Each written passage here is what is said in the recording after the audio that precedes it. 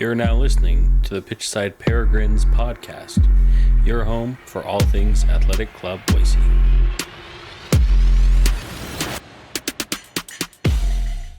All right, everybody. Before we get into today's episode, quick shout out to KJO Insurance, the first sponsor of the Pitchside Peregrines Podcast. Look, insurance premiums suck, but your coverage doesn't have to.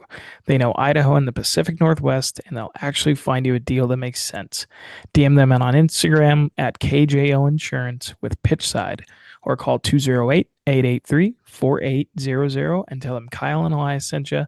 All right, let's talk some AC Boise.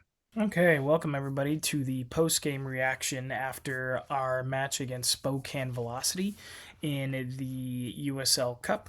We just this is coming from you the day after. We played Spokane Velocity last night up there in Spokane. Quite a decent contingent of AC Boise fans, members of the River Guard, went up there to Spokane to watch our boys play against the Velocity, and unfortunately, it wasn't the result anyone was hoping for. We did eventually end up losing 2-1 against Spokane in what was, I think we can describe that as a fairly frustrating match. It was a fairly frustrating match for sure.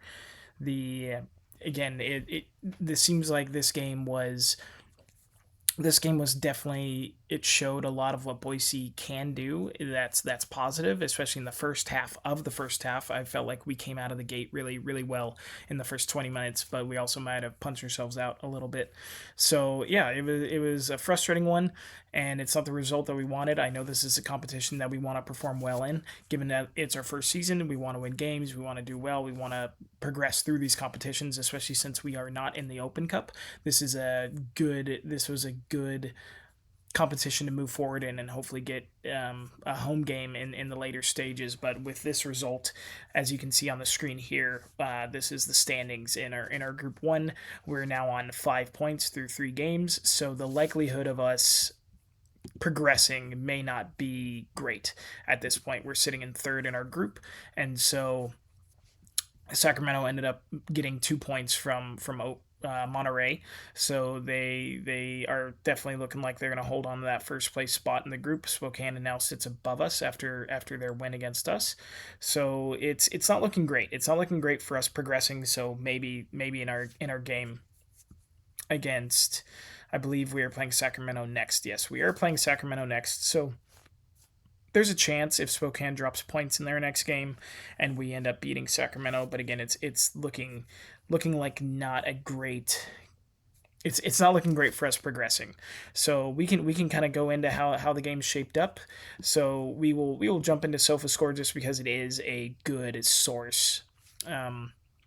In tracking, I think the biggest thing that we like to use it for is this attacking momentum, in that there's pros and cons to things like XG, but this right here, if you guys can see my cursor on the left side of the screen, it shows a good indication of what team is doing well at what points in the game, especially as the bar kind of goes further up. You can see the green, where Spokane really in the second half of the first half, they did really well. They did really well against us. So we will jump in and start with our lineup. So you can see us on the right here.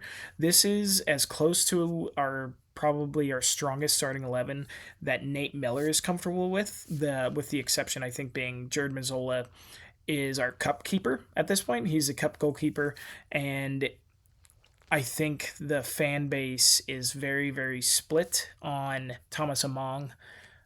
Otherwise, I think, given the injuries to Charlie and Dominic Gasso, this is the strongest 11 that we can put out, with the exception of possibly Jared and, I don't know, at the striker position. I think this has become probably the biggest point of contention with fans at this point and supporters of AC Boise. Thomas brings you something different. Luan brings you something different. I don't see Nate Miller. I don't think Nate Miller considers Johansson and Omar strikers. He considers them, obviously, when Joe has come on as a striker in some games, but more recently he's been played as a right wing back, but more as a winger. But he's come on in place of Nick Moon, and he's done really well. So this I think is Nate Miller's strongest 11 in what he sees, again with the exception of Cleaver. Cleaver would come in, and I think the preferable midfield pairing would be Charlie on for Musa, and then what that looks like with the back line after that, it'll be interesting with the inclusion of Josh Yarrow. Josh Yarrow, who knows what that'll look like when Jake Dengler's back, whether Josh Yarrow, I don't see Jacob Kroll being dropped just because he offers really good distribution from the back line, from the defense. So it is a strong 11. It was a strong 11, but also Spokane came out with a strong 11 as well. And we can kind of go into how the game progressed from there. Again, Boise came out with some really, really... We came out of the gate really, really well. And as you can see with the attacking momentum, we had some decent pressure. And I think... But we also didn't get a clear shot. We didn't get a clear chance from any of this. We had shots on goal per se, but they weren't clear-cut chances. They were not clear-cut chances, and I think that's a huge frustration for fans at the moment, and maybe some frustrations with how Nate Miller has handled not necessarily criticism, but how in his post-game press conferences, people have questioned some of the attacking prowess of AC Boise, and he's responded in that attack isn't our problem, and he's used shots per game and shots on target as an example of that, of saying, hey, we're getting shots off. But from a fan perspective and what we're seeing, fans aren't stupid. And I'm not saying Nate Miller, of course, Nate Miller isn't, but it seems like not necessarily, I wouldn't say pandering, but he's almost telling us not to trust our eyes. And I think that's a bit of a frustration for us fans at this moment, in that we're seeing an issue with the attack, and he's saying that that's not real, essentially. So that's been interesting, and we'll see how things change from here. So because it just seems like we're kind of beating the dead horse a bit with the attack, in that we are over reliant on the wings. Without Charlie and without Dominic, we're not very creative through the middle. Dominic and Charlie would both mix things up and try to provide something direct over the top or pass through the lines. Set piece delivery, it has been phenomenal from Charlie, in my opinion, this season. And without Charlie on the pitch, it seems like corner kick or set piece by committee. You'll see Blake take corners. You'll see Philip. You've seen quite a few different Dennis. You've seen quite a few different folks take set pieces without Charlie on the pitch. So that's something that's really lacking there when he's not on. And Dominic, just again, he's scored some really good outside the box goals. So don't get me wrong, Musa is a great defensive cover when he's in the midfield. I do like him in the midfield, possibly more than in the back line, but it's still the partnership of Musa and Philip doesn't quite. I just don't think it's quite giving us what we need when it comes to creativity and attack. And so that's been interesting, and that's severely lacking when we have good pressure. So in the first 25 minutes, we had good pressure. We couldn't capitalize on it, and I think that's huge. The fact that we did not, in the first 25 minutes, not only did we not score, but we didn't really produce anything super impactful, is a big frustration, is a really big frustration. And the fact that we didn't score there obviously gave Spokane, once they kind of let us punch ourselves out, Spokane was able to put their, they were able to maintain possession. They were able to, calm the game down. They passed the ball well. They looked confident on the ball. They looked confident in their defensive shape. It felt like they were able to very calmly and confidently handle everything that we threw at them. And you can kind of see that in their player ratings. And again, these aren't perfect, but it's a decent tool from what we can see. And obviously Cameron Miller for Spokane was their player of the game, and I can't disagree with that at all. I think he had a phenomenal game. Spokane didn't score in the first half either. However, they did have one really good chance in that first half. We can see if we can show it on the highlights here. Actually, I'm probably gonna we'll probably get we'll get copyrighted if I show that. But later on in this second half, or in the second part of the first half, there was one decent cross that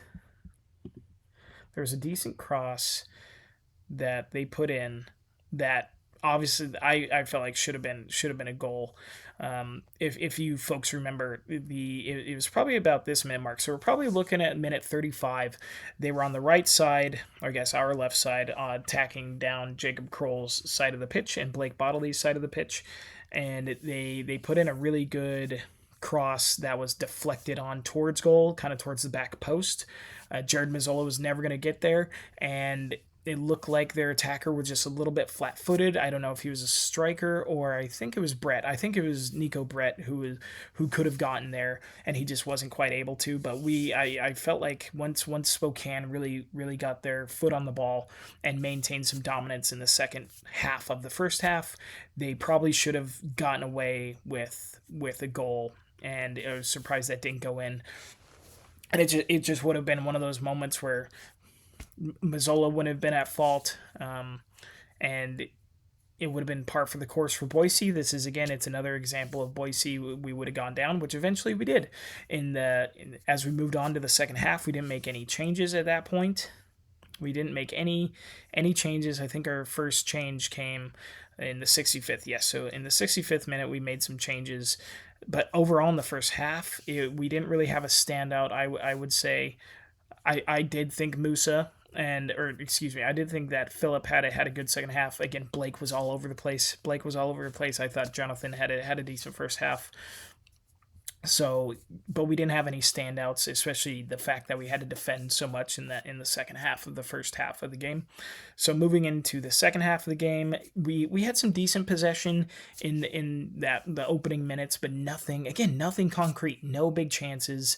So I wouldn't even say we punched ourselves out in any way, but Spokane, again, they were able to get on the ball. The one thing I would say that was surprising about Spokane overall in the game is their possession. I expected us to have more possession, and ultimately the game state, especially towards the end of the game, we were able to get on the ball again. So Spokane definitely had more possession than us. They came in at 52. It felt like more for sure. And I think it's just because they didn't rush anything. They never felt rushed. They never felt panicky. And then when that first goal did come, we got Arsenaled. It was a great set piece. It came off of a corner kick. And it was a great header. It was a near post. Well, he was a near post run, and it was a flick-on header that just found its way to the front or to the back post. We had a lot of players there, but I think it was just a phenomenal header. It was a center back. It was a tall center back. It was a great header. Not really much our defense could have done about it. That's kind of it was a Jake Dangler type header where obviously if he's in the game, he stops it, possibly if he's marking that center back. I'm not sure. I'd have to go back and look who was marking him, but again, he made a really good near post run. He flicked it onto the far post. It was a phenomenal goal. Not much more that we can say about it. Again, we got Arsenal a little bit. For those who watch the Premier League, obviously Arsenal are set piece geniuses. There's no way to beat around the bush about it. And so very shortly after, Spokane did score their second in the 74th minute. This one was much more of a scramble, which, in all honesty, we score goals like this. It feels like we are masters of, again, we're a quantity over quality team when it comes to a lot of our attacking chances. Deflection, just jumping on second balls. And it sounds like that's what Nate Miller wants from his team. He wants guys, our midfielders, to sit on the edge of the 18-yard box and clean up those second balls, win the second ball, jump on the ugly, clean up the trash. You hear that, clean up the trash in hockey. You hear that a lot. So I feel like that's what Nate Miller, he wants to create some chaos. And when we overload the box, we can create chaos. And it feels like that's what he wants his team to do. And it felt like that's how Spokane scored their second goal.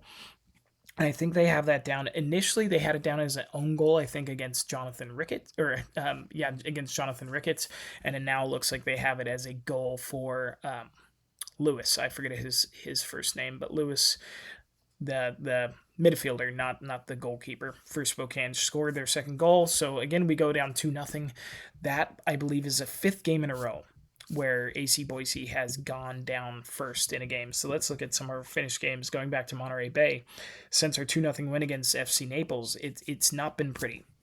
I don't think there's any way to beat around the bush with that. We went down early against Monterey Bay, and we showed really good resilience and determination to come back in that game and beat them. Since then, it's been rough. It's been rough, and again, Nate Miller is almost telling us not to trust our eyes a little bit, and I think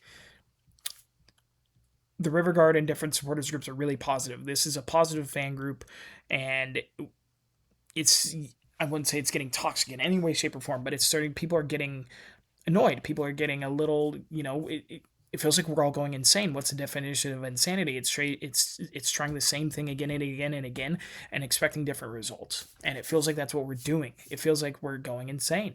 We're seeing the same tactics in each game when teams, it feels like, know how to play against us. So it'll be interesting to see from here. But again, this is a game where we went down. So that's 1, 2, 3, 4. Yeah, that's the fifth game in a row where we've gone down early, and that impacts game state. It feels like we get panicky. It feels like we get panicky, and that's even more. We're already a team that relies on quantity over quality in attack. We've said that before, and it feels like it gets worse. And so again, we went down 2-0. And before we went down 2-0, we had to make a number of changes. Keegan Euler came on for Toomey. Keegan, I felt like, did have a good impact. I thought he did well coming on. It was not Toomey's best game. Again, he came in as a 6.1, and I can't say that's not deserved. I love Toomey in the starting lineup. I think he's part of our best 11. Not his game. That's fine. Johansson came on for Nick Moon. Johansson, man, I like what he offers. I don't know if he's a striker, and we've seen him play striker earlier in the season when he came on really late in games. I do like that he's been moved around a little bit, and he plays. Obviously, he comes on for Nick Moon at the right wingback position, but he plays more of a traditional winger. And I think we actually did play in a back four for a certain period in the game when Jackson Stevens came on, and so I thought Nick Moon offered really, really, really good attacking intent, and I love that he just takes people on. He's not afraid to run at people. He's not afraid to, again, he had a really good left-footed shot. I actually don't know if he's left-footed or right-footed. I would assume he's right-footed because of the crosses that he puts in. He seems to favor his right foot, and he came on the right side. Obviously, Nate Miller likes to see our wingbacks invert and get on their weak foot just to put something into the box. So it was interesting to see Johansson out there. I thought he did really well. Luan came on for Thomas Amang. Again, Thomas Amang and Luan bring something so different.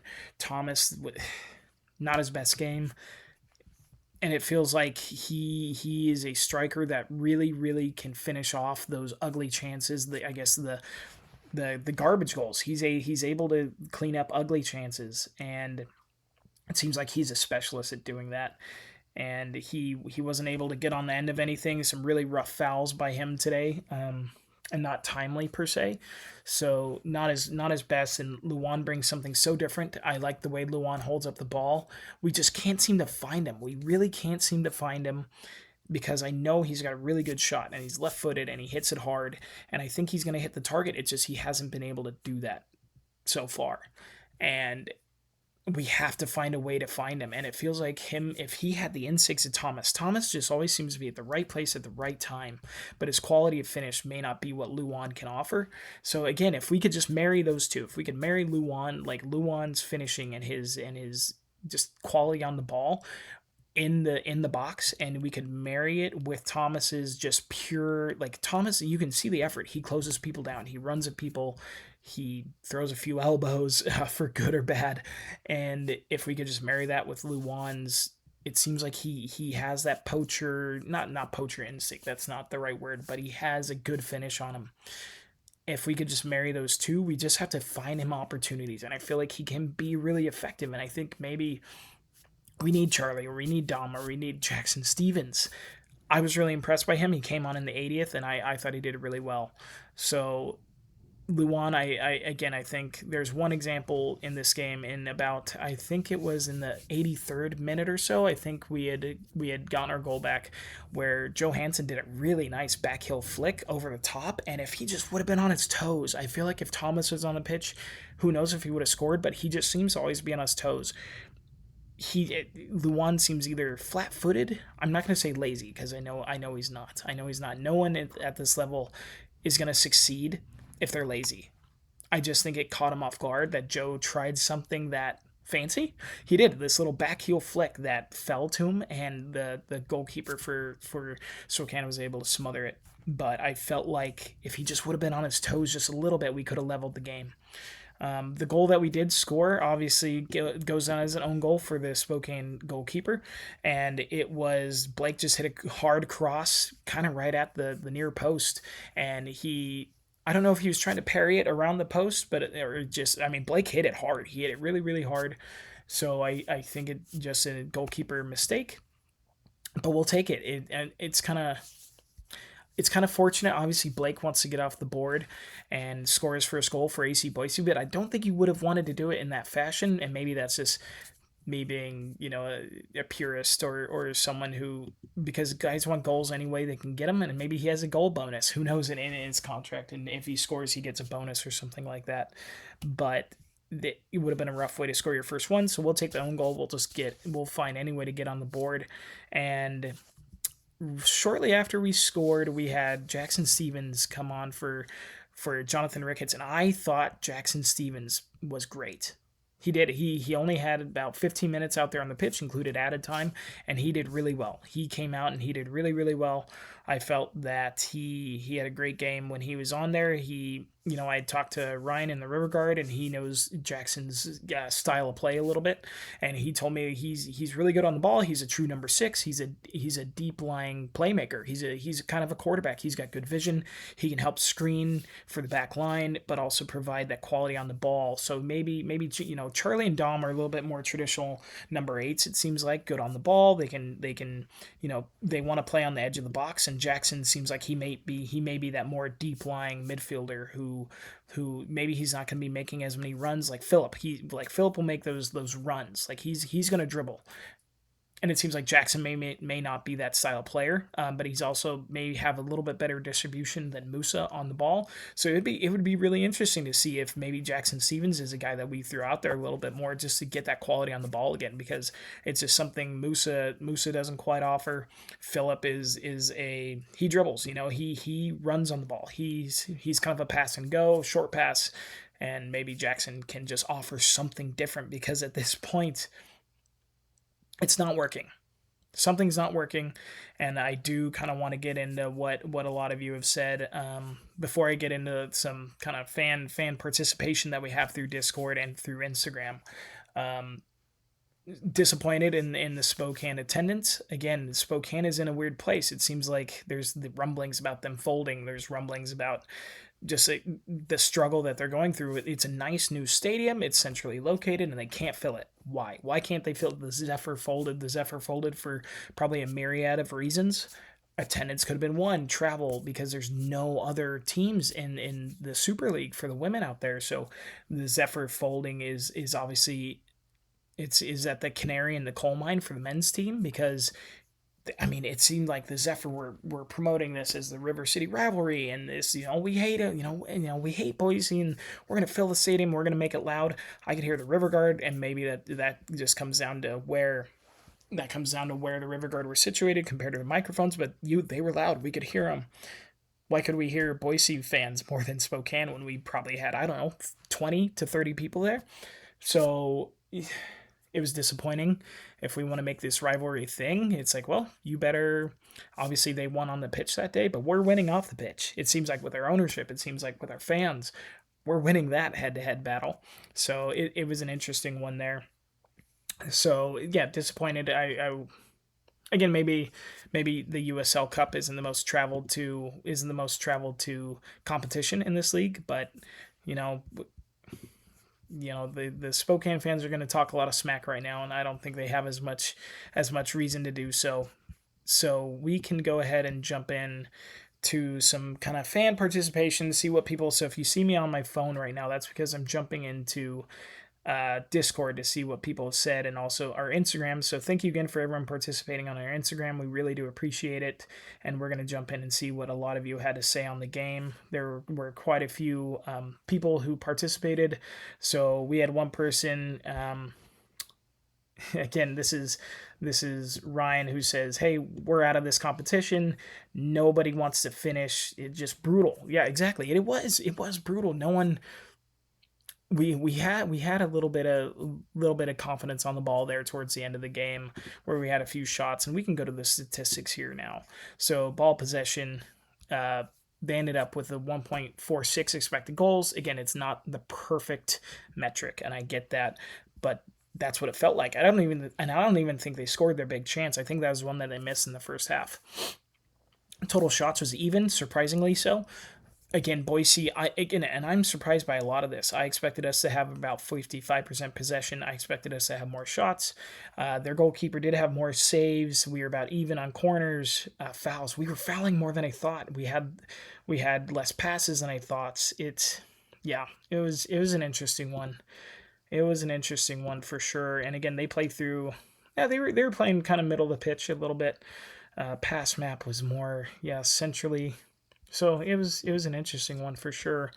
But we can kind of go through the stats here. They won more ground duels than us, equal ground duels too. Yeah, I guess that makes sense. But they won more of them, obviously 31-24. They won more of the aerial duels. Again, I think, gosh, without Jake Dengler, I think our tallest person is Jacob Kroll out there, like 6'2".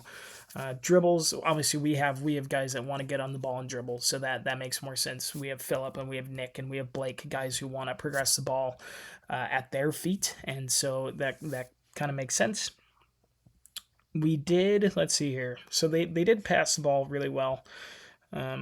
With coming in at 439 to our 391. The final third entries, too. This was interesting. They came in at 67. And I think that just came to show that they were more confident in the final third. I feel like we can progress to dangerous areas well. But like Ryan said, nobody wants to finish. And I think it's not just that. It's not just the finish. It's the final pass. We get into dangerous areas, and our quality with the final pass just isn't quite there yet. The pass before the pass is great. That gets us to the dangerous spot. It's the quality of the chance into the box as well. It feels like we struggle getting guys like Luan clean, open chances. And I think that comes down to two things. Obviously, the way we play. We are, again, I'm going to bang the drum again. Quantity over quality.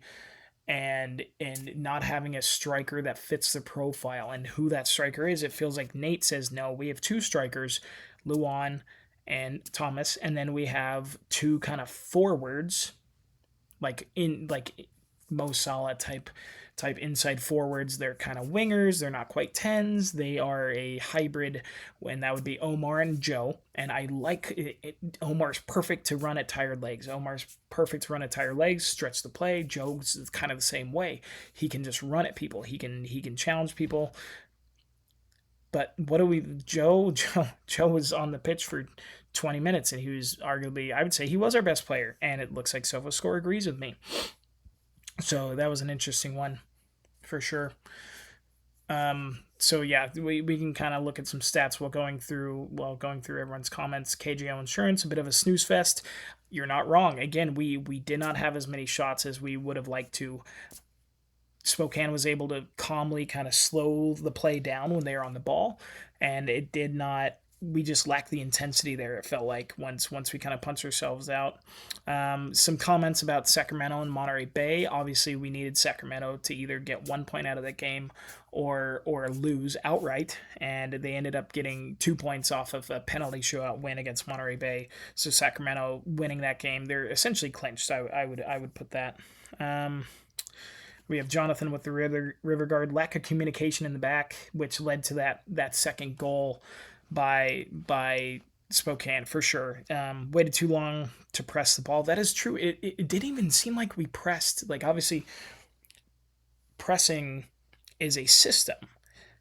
There's closing people down versus like pressing, and it seemed like, I don't know if like we were like focusing on the wrong pressing trigger, or we knew Spokane had the quality on the ball to just pass out of our press, but it seemed like there was less of a systematic pressing, where it's like, hey, this is our trigger. This wing back or their fullback is our pressing trigger, or this center back is our pressing trigger. It seemed like we were closing people down. Like you saw Blake just running at everybody, which again, we love to see it. We love the effort.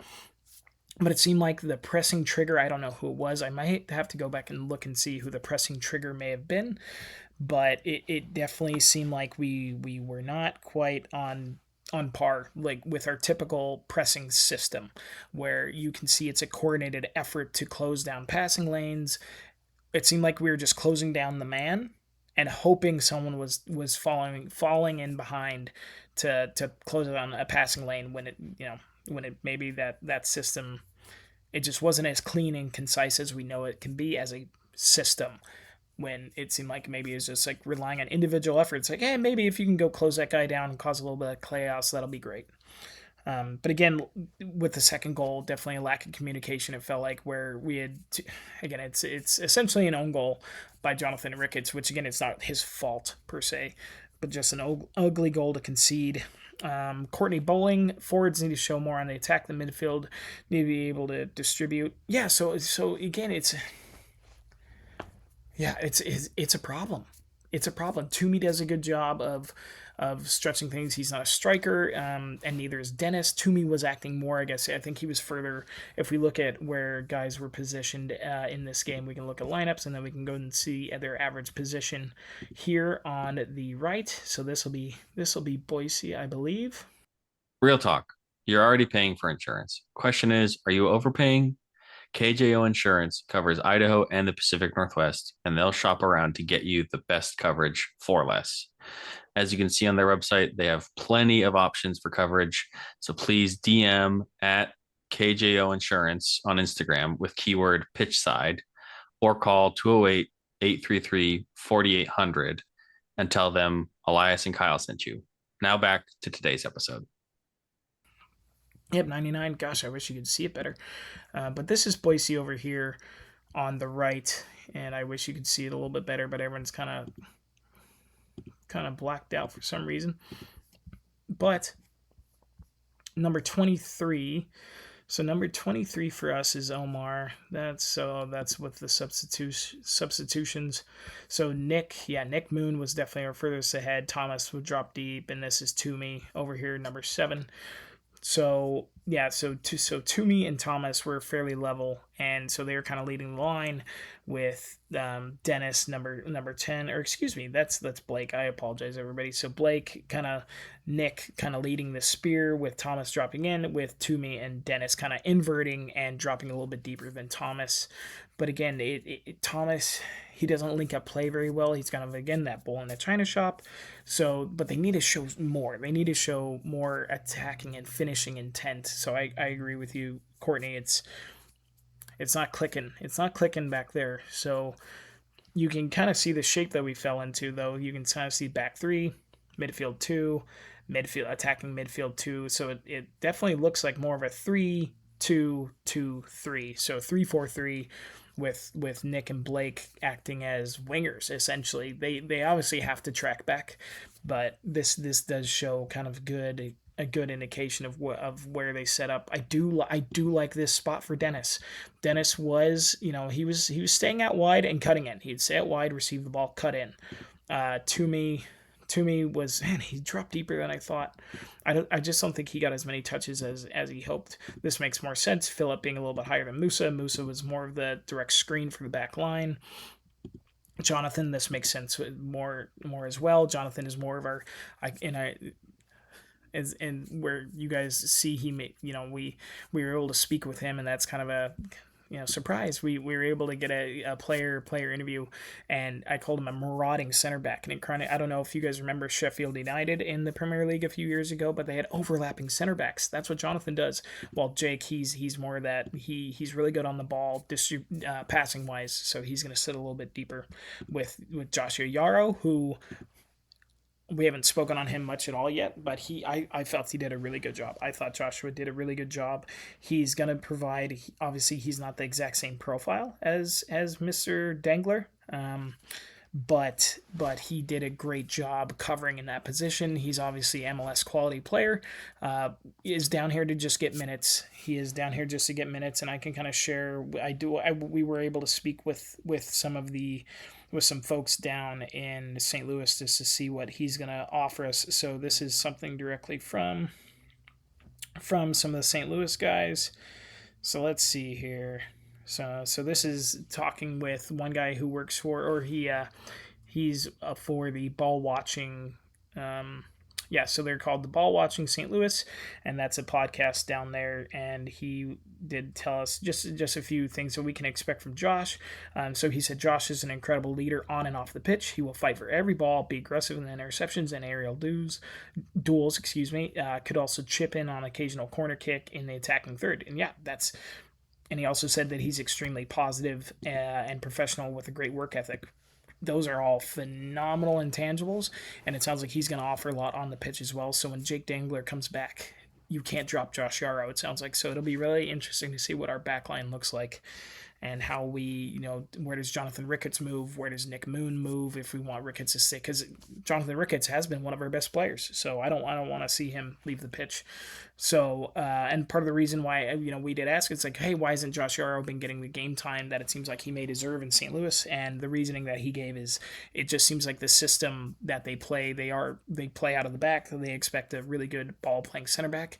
And Josh Yarrow seems like he could do that for Boise, but maybe he's not able to distribute the ball as well at the MLS level.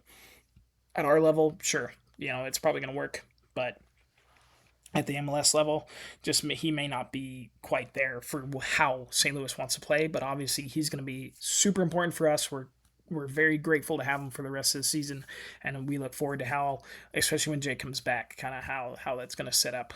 So that's a lot of how you guys interacted and gave us your feedback. Again, we are a fan podcast, and you were all fans as well. Me and Elias are just the morons who decided to buy the microphones and start the show. So, yeah, it was an interesting one. Here's some of the higher. We can go look at the player ratings. And again, they have Johansson as our best player. And you know what? I'm going to go ahead and agree with you. So we can kind of look at like the top three. Me and Elias like to do our 3 stars for the game.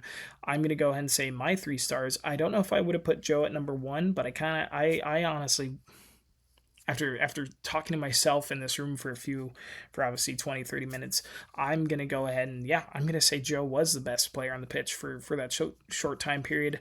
So I'm going to go ahead and say, he is my best player. He's my 1 star for the game. My first star, 3 points to Johansson for sure. Would love to see him start next game. And if that means moving Blake into attacking midfield or finding a way, how do we get him out there? How do we get him out there? Do we play him as a striker? But it just seems like Nate Miller doesn't think he is one. So that's interesting. That's really interesting. So how do we get him incorporated? How do we do that? What does that look like? Do we change formations? Who knows?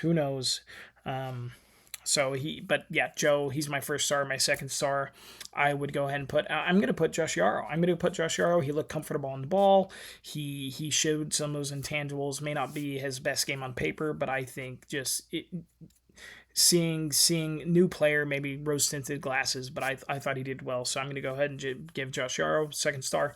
I'm going to go ahead and put Blake as my third star. Blake, again, he's so much industry, so much passion. You can tell that he's a leader in voice and a leader in how he plays, and he's given his all.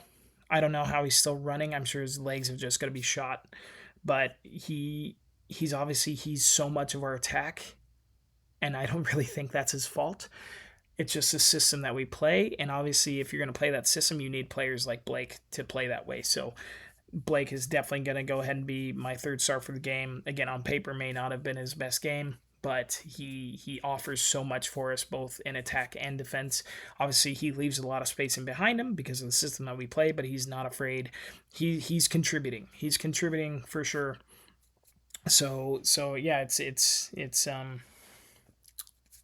Overall, it's a frustrating result. It's a frustrating, I guess, end to what should have been a competition that we definitely could have been confident in moving forward from. I don't think we're going to now, unfortunately. I think we can go ahead and hopefully see some squad rotation to rest some legs to try and push forward and in the USL regular season to maintain our playoff position, because we have some tough games coming up, and Elias is gonna talk to some folks with Richmond, I think, and we'll have an episode coming up with them, kind of looking forward to our Richmond game. But we can go ahead and look at our calendar and or our list of games here for upcoming.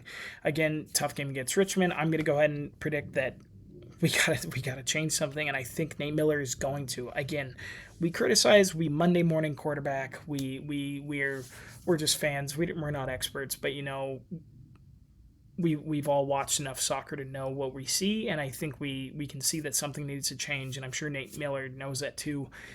And we're always going to support this team, but something's not clicking, and these last 5 games, including Monterey, have shown that. So really interested to see what Nate Miller can get out of these guys. But Richmond at home, I think let's right the ship. Let's right the ship, because we have some tough games coming up against Forward Madison, who is below us in the table, but they've played 3 or 4 less games, so their points per game is a lot higher than ours. So and especially in their new stadium or refurbished stadium, it's going to be a tough one. And then we have Union Omaha, who are just cruising. They are cruising. And that was one of the games where we didn't necessarily play poorly, but Union Omaha, just their quality was there. And their quality was, obviously, they're in first for a reason with 13 from their last 15 available. They're just trucking. So they're obviously the team to beat. And then we have another tough game against Knoxville, who are right there in second, +7 goal difference. Strong team, obviously. And then Westchester away. So that'll be a tough test. Obviously, we beat them 4-0 at home. But we've got to turn this around. It's got to happen. I know this team can do it. They can. So it'll be interesting to see how Nate Miller is able to do that. Obviously, Jake Dengler is the big miss. Obviously, Charlie and Dominic are big misses. So there's very important keys to the cog that are missing at this point. And before I let you guys go, Elias did send me some kind of interesting stats. So right here, we have 9 games where the opposition scores first. 9 out of the how many have we played? If we look at how many we've actually played, let's see. So we have played 1, 2, 3, 4, 5, 6, 7, 8, 9, 10, 11, 12 games. So we've played 12 games, and we have gone behind 9 times. 9. So that's not great. that's not great. And we have 1 win, 3 draws, and 5 losses from those 9 games, post Jake Dengler, and with other injuries. So we are 1 win, 1 draw, 3 losses, 8 goals for, 12 against, -4 goal difference since Jake Dengler went down. While with the pre-Jake Dengler injury, we had 4 wins, 2 draws, 2 losses, with 15 goals for and 9 goals against. So obviously it's a big miss. Josh Yarrow is going to help a ton just with his quality. Obviously coming down from the MLS is just a huge get for us. It's a huge get. We're really looking forward to what he can bring for us. So yeah, these last 5 games have been frustrating. Jake Dengler's the big miss, but hopefully we can turn this around and get things moving in the right direction again. Man, Spokane, I hate that Spokane gets away with they get away with this one. It's a bummer. Again, thank you all for watching. I think that's all I'm gonna ramble on. Sorry that you guys keep getting these dang notifications on my screen. I need to get rid of that. But again, thank you all for watching. This is Kyle coming to you from his bedroom. Don't have the background today. We're trying a new recording system. So thank you all for watching.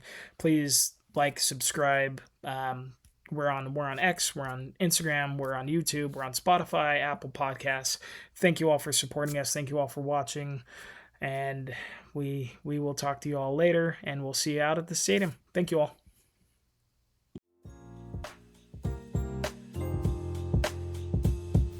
That's all for today's episode. If you enjoy the show, make sure to like, comment, share with a friend, and make sure you're following the show wherever you listen. Don't forget to follow us on Instagram, Twitter, and YouTube for all updates and future content to come. If you want to help support the pod and get access to exclusive content, early episodes, and bonus perks, head over and check out our Patreon. It truly helps us keep this thing growing.